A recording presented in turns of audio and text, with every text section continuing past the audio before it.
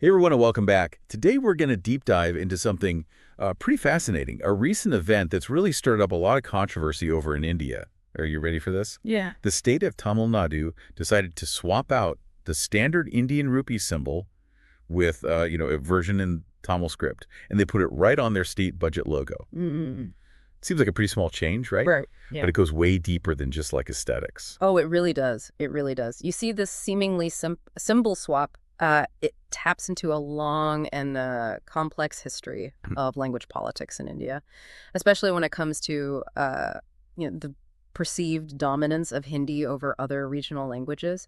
Tamil Nadu, with its strong sense of cultural identity, has always been at the forefront of pushing back against that. Okay, I'm hooked already. Yeah. So tell me more about this Tamil Nadu move. Like, why now? What kind of message are they sending here? Well, the timing is key here. Chief Minister M.K. Stalin, he unveiled this new budget logo, complete with the Tamil rupee symbol, right before presenting the state budget. That's a pretty deliberate move, wouldn't you say? Oh, yeah. It immediately grabs your attention and puts this issue of language representation right front and center. It's almost like they're saying, hey, we're not just going to talk about the importance of Tamil identity. We're going to visually represent it in a powerful way. Wow. That's a bold statement.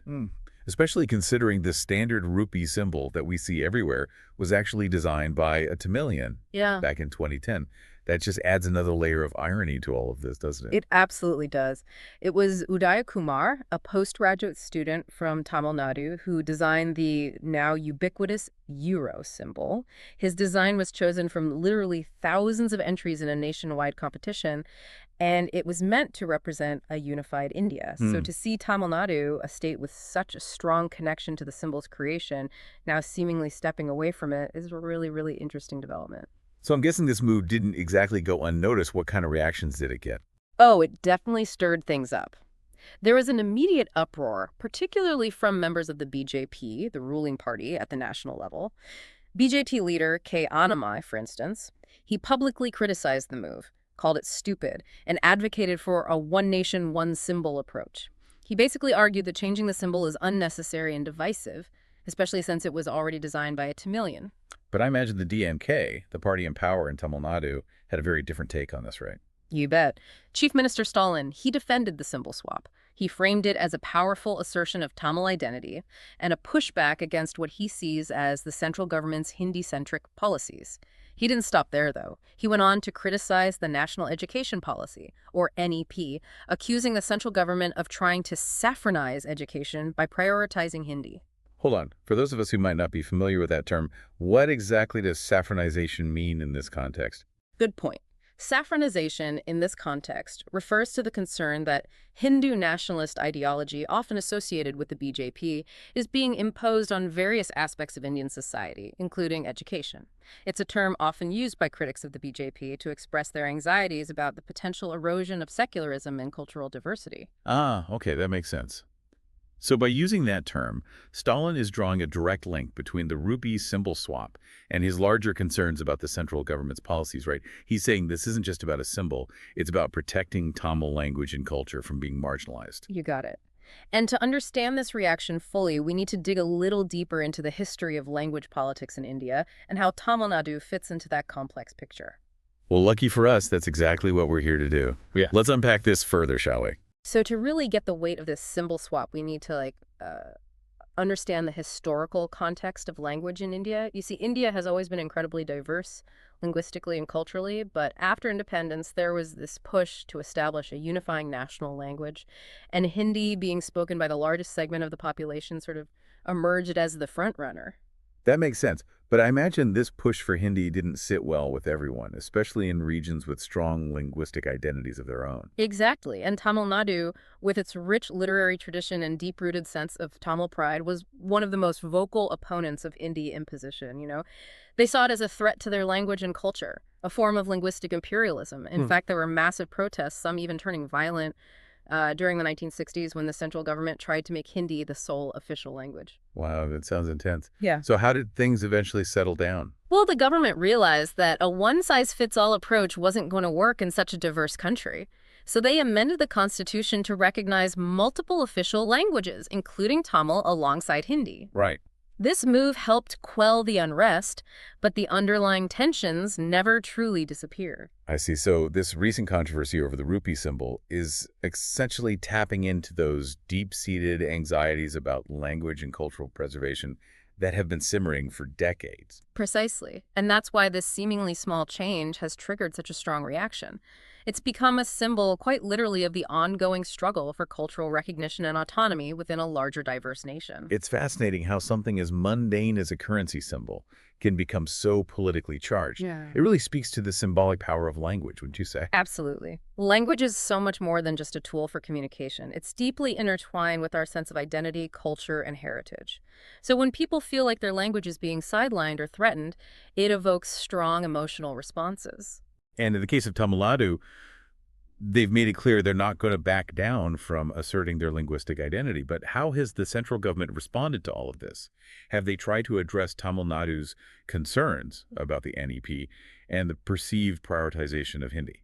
Well, Union Education Minister Dharmendra Pradhan has repeatedly insisted that the NEP actually promotes multilingualism and gives states the freedom to choose their own language preferences.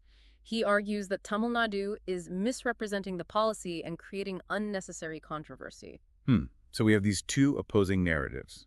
The DMK sees the NEP as a threat to Tamil language and culture, while the BJP maintains that the policy supports linguistic diversity.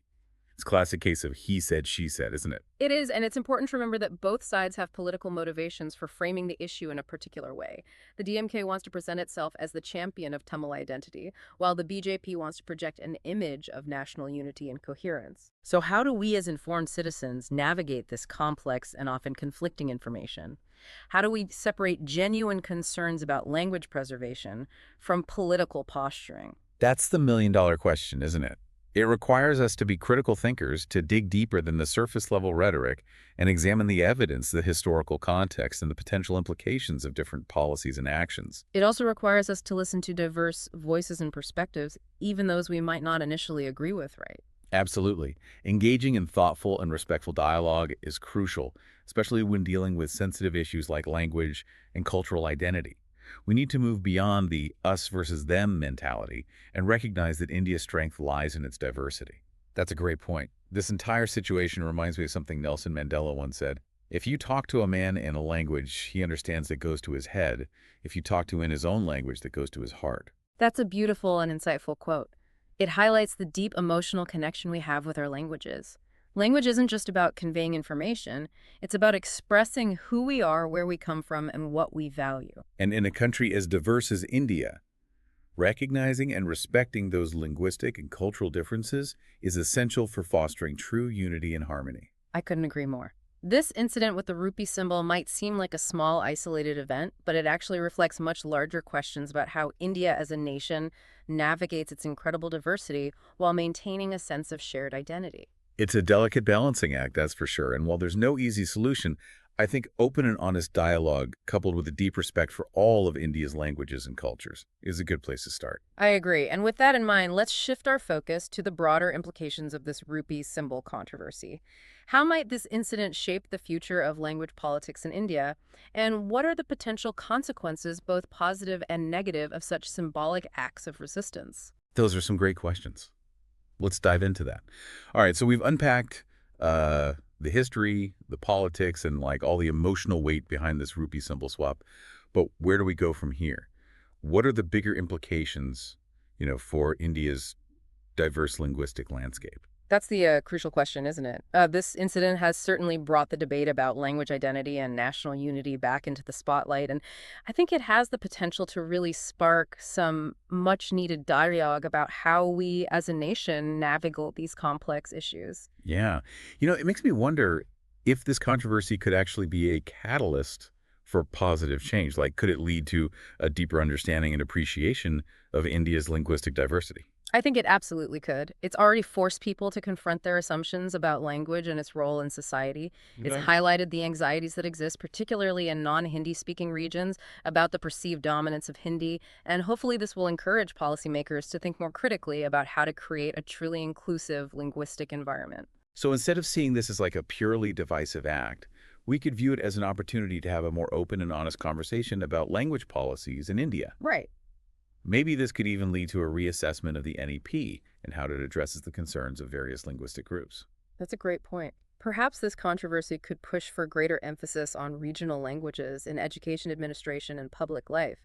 It could also encourage more initiatives to promote and preserve India's rich linguistic heritage, which is something to be truly proud of.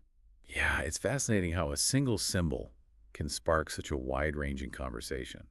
It's a reminder that language is not just about communication. It's about power, identity, and belonging.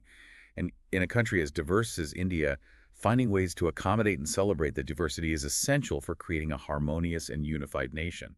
Exactly. And I think the key lies in recognizing that unity does not require uniformity. Right. We can have a strong national identity while still valuing and respecting the unique linguistic and cultural identities of different regions. So as we wrap up our deep dive into this rupee symbol controversy, Yeah. what's like the one key takeaway for our listeners? I think the biggest takeaway is that language is a powerful force, and we should never underestimate its impact on our individual and collective identities. This incident in Tamil Nadu serves as a potent reminder of the ongoing struggle for cultural recognition and autonomy within a diverse nation. It's also a reminder that these issues are complex and nuanced, with valid arguments on both sides. It's not about taking sides. It's about engaging in thoughtful dialogue, listening to diverse perspectives, and working toward the future where all of India's languages and cultures are valued and celebrated. Beautifully put, and ultimately it's up to each and every one of us to be aware of these issues, to educate ourselves, and to engage in constructive conversations about how to create a more inclusive and equitable society for everyone. Well, thank you so much for joining us on this fascinating deep dive. We hope it's given you some food for thought and inspired you to explore the complexities of language and identity in India. Until next time, keep exploring, keep questioning, and keep the conversation going.